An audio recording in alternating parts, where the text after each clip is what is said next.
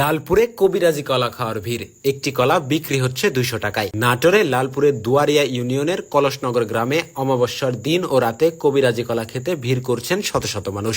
কথিত আছে এই কলা খেলে শ্বাসকষ্টের রোগ সারিয়ে তোলা যায়। প্রতিটি কলা 4 টুকরো করে বিক্রি হচ্ছে 50 টাকা দরে, অর্থাৎ একটি কলার দাম 200 টাকা।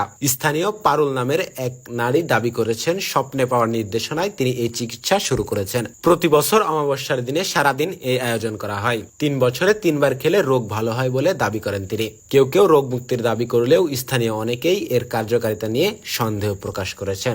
দুইবার আসছি ভাই। তাতে কি আপনি বাচ্চা দুইবারে শেষ করেছেন? হ্যাঁ, আল্লাহর রহমতে ছেড়ে আমার আর ওষুধ পানি লাগে না। এর আগে অনেক ওষুধ লাগবে। আগে ওষুধ লাগতো? এখন ওষুধ লাগে না? না, এখন আর ওষুধ লাগে না আল্লাহর রহমতে।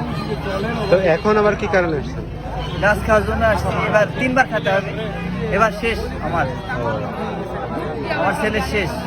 কতদিন পর খেতে হচ্ছে? 1 বছর পর।